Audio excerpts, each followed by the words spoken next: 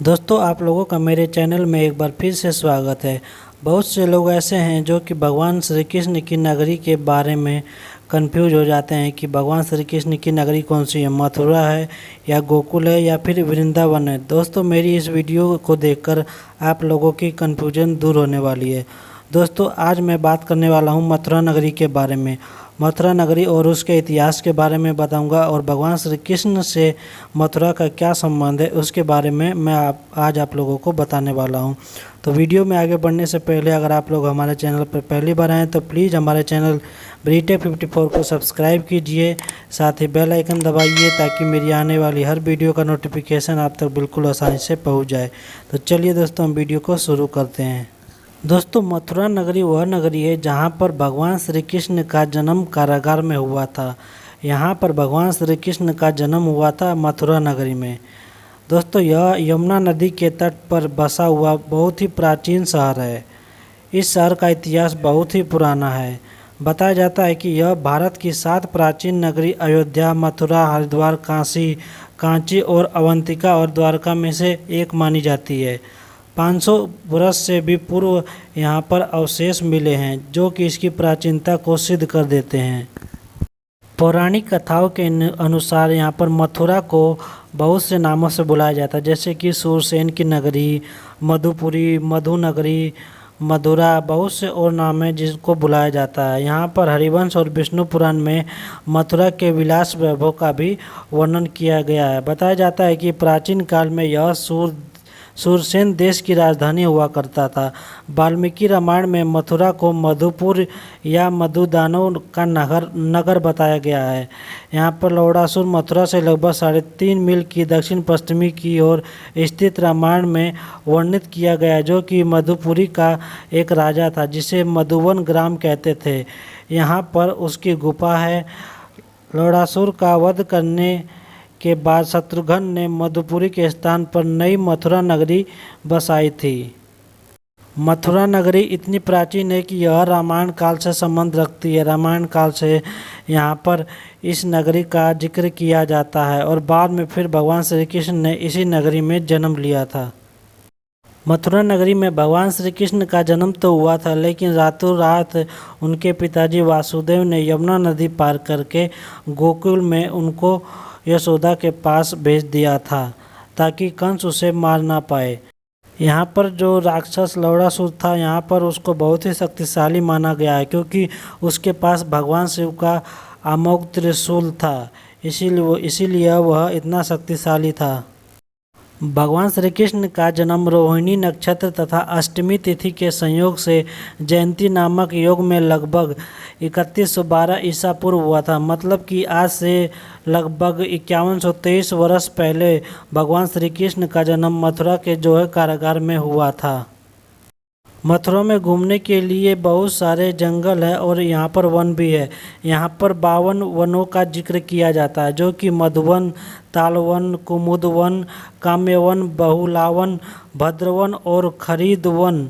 उसके अलावा गोकुल और लोजंगवन, बिल्व, भांडिरवन और वृंदावन। इसके अलावा यहाँ पर 24 अन्य उपवन भी थे। आज यह छोटे छोटे गांव और कस्बों में इन सबको बदल दिया गया है। यहाँ पर आप लोगों को बहुत सारे मंदिर भी देखने के लिए मिल जाएंगे, जैसे कि यहाँ पर कृष्ण जन्मभूमि मंदिर है, सती बुर्ज है, आदिवरा मंदिर है, कंकाली देवी का मंदिर है, कटरा केशव देव मंदिर है, काली नंदीश्वर मंदिर महादेव जी का है, यहाँ पर दाऊ जी मंदिर है और विष्णु मंदिर, द्वारकाधीश मंदिर, पद्मनाभजी का मंदिर, पिपलेश्वर महादेव, बलदाऊ श्रीनाथ जी का यहाँ पर मंदिर है। यहाँ पर प्रमुख कुंड में पोखरा का कुंड और शिवताल का महत्व बहुत ही अधिक है।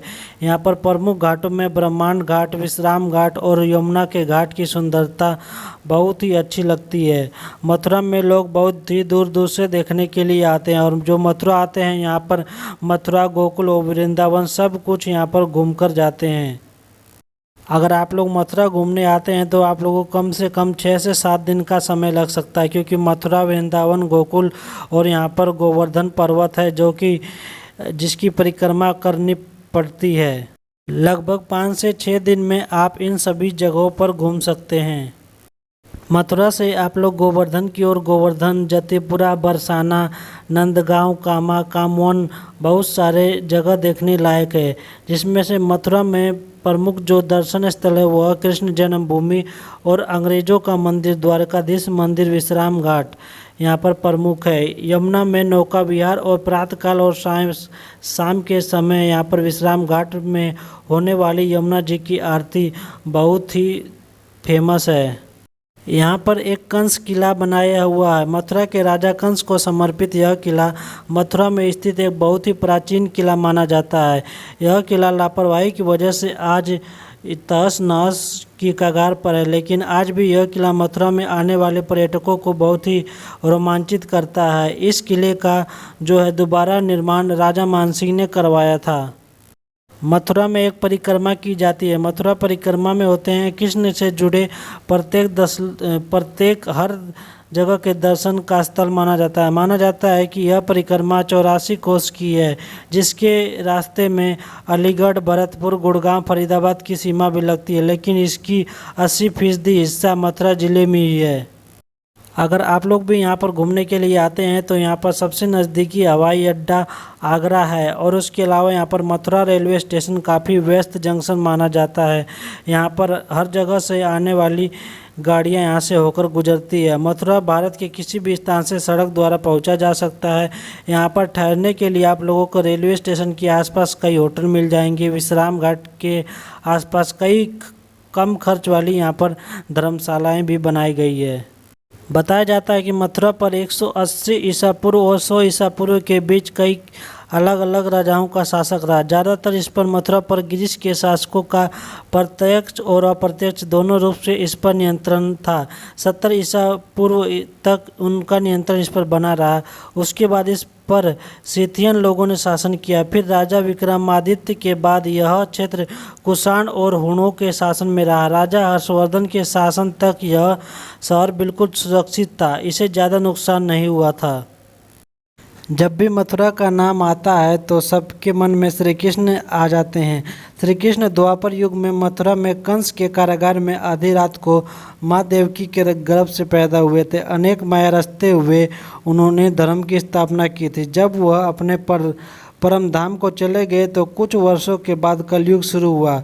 विद्वानों का मानना है कि तब श्री कृष्ण के प्रपौत्र वज्रनाभ ने मथुरा कारागार के पास उनका पहला मंदिर बनवाया था। इस बात के प्रमाण उसी स्थान पर एक शिलालेख द्वारा ब्राह्मी लिपि में मिलते हैं। तो दोस्तों, उम्मीद करता हूँ कि यह वीडियो आप लोगों को पसंद आई होगी। मथुरा को विशेषकर भगवान श्री कृष्ण के लिए जाना जाता है, क्योंकि वो यहाँ पर मथुरा में उनका जन्म हुआ था।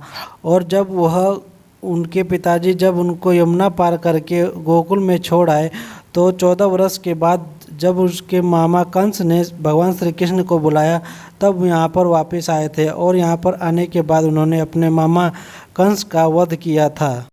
आज के समय में मथुरा को एक मंदिरों की नगरी भी कहा जा सकता है, क्योंकि यहाँ पर घूमने के लिए बहुत सारे मंदिर बनाए जा चुके हैं और बहुत ही भारी मात्रा में यहाँ पर पर्यटक घूमने के लिए आते हैं। यह एक पर्यटक का गढ़ बन चुका है। मथुरा समेत गोकुल, वृंदावन और गोवर्धन पर्वत घूमने के लिए लोग यहाँ पर दूर दूर से आते हैं। तो दोस्तों, उम्मीद करता हूँ कि वीडियो आप लोगों को अच्छी लगी होगी। वीडियो अच्छी लगी हो तो हमारी वीडियो को लाइक कीजिए, और चैनल पर पहली बार आए तो प्लीज़ हमारे चैनल को सब्सक्राइब कीजिए। और अगली वीडियो में मैं गोकुल और वृंदावन के बारे में आप लोगों को बताने वाला हूं। तो चलिए दोस्तों, मिलते हैं हम आप लोगों से नेक्स्ट वीडियो में।